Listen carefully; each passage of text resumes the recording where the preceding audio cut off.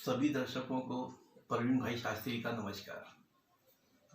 आज का हम जानेंगे कि ये धनतेरस हम लोग क्यों मनाते हैं, इसके पीछे का क्या रहस्य है। तो हमारे शास्त्रों के अनुसार मुख्य दो कारण बताए गए हैं। पहला कारण है कि धनतेरस वाले दिन समुद्र मंथन हुआ था और समुद्र मंथन के दौरान भगवान धन्वंतरी, जो कि विष्णु के ही रूप माने जाते हैं, वह समुद्र से प्रकट हुए थे और उनके हाथ में अमृत का कलश था।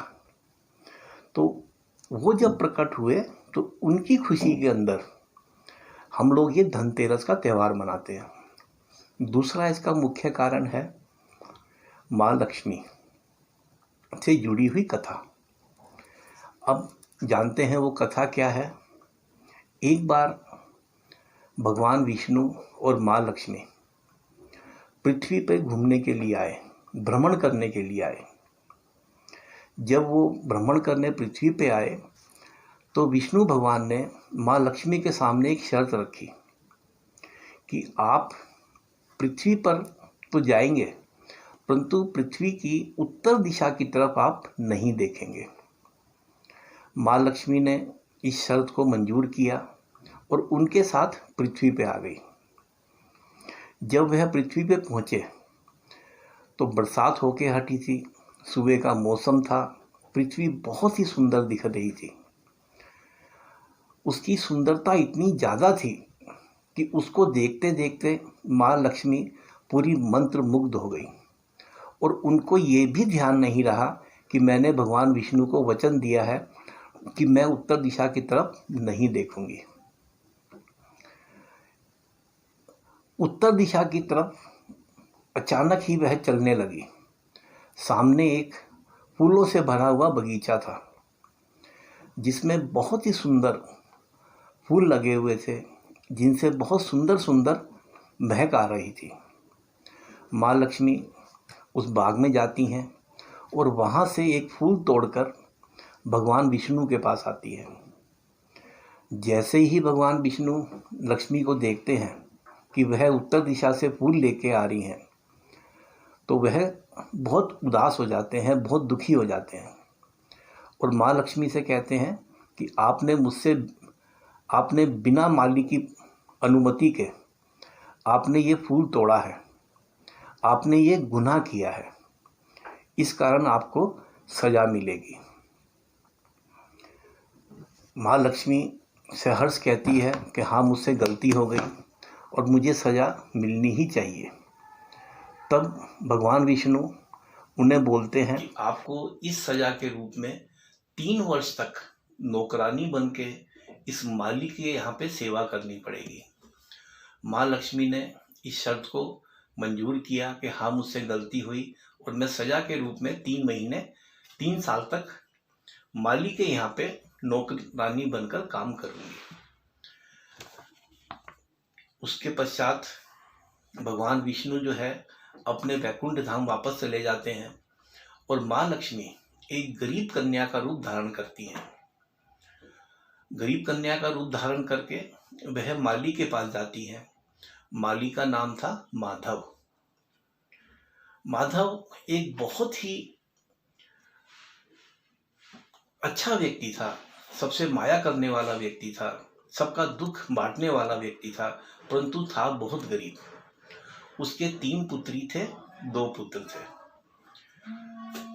माँ लक्ष्मी ने माली के सामने प्रस्तुत होकर ये प्रार्थना की कि मैं बहुत गरीब हूँ, मैं भूखी हूँ, मैंने कई दिनों से खाना नहीं खाया है, कृपया कर आप मुझे अपने यहाँ पर काम पे रख लें, मैं आपकी अच्छे से सेवा करूँगी। माली के मन में माया आ गई। उन्होंने बोला, ठीक है, जहाँ मेरी 3 पुत्रियाँ हैं, आप मेरी चौथी पुत्री बन के मेरे साथ में रहेंगी। वह उसे अंदर अपने घर में ले गया और अपने परिवार के लोगों से मिलवाया। परिवार के सभी सदस्य उस बच्ची को देख के बहुत खुश हुए। अब अगले दिन जब माली अपने फूलों को लेकर बेचने के लिए गया तो उसके सारे के सारे फूल अच्छे रेटों में बिक गए। एक ही समय में सारे फूल बिक गए। इतना पैसा माली के पास आया कि उसने गाय और बैल भी खरीद लिए। धीरे धीरे माली संपन्न होता गया। उसके जीवन की जितनी भी गरीबी थी वो सब समाप्त होने लगी। देखते देखते 3 वर्ष बीत गए। 3 वर्ष के पश्चात एक बार जब माली वापस काम से घर आया तो उसने देखा कि घर के दरवाजे के ऊपर एक बहुत खूबसूरत औरत गहनों से लदी हुई, निहायत ही मनमोहक स्त्री खड़ी हुई है। जब वह पास आया तो वह समझ गया कि यह वही कन्या है जो मेरे घर में नौकरानी बनकर मेरी सेवा करती रही। वह माँ के सामने माफ़ी मांगने लगा कि हे माँ, मुझे क्षमा कर दो, मैंने आपसे इतना इतना काम करवाया, घर में काम करवाया, खेतों में काम करवाया, मुझे माफ़ कर दो। तो तब माँ ने बोला कि ऐसा कुछ नहीं है, ये तो जो मुझे सज़ा मिली थी मैं उसी सज़ा को भुगत रही थी, आप अपना मन छोटा मत कीजिए। अब माँ बोली कि ठीक है, मेरा समय पूरा हुआ, मुझे जाने की आज्ञा दीजिए। तो इस पर माली बहुत उदास हो गया।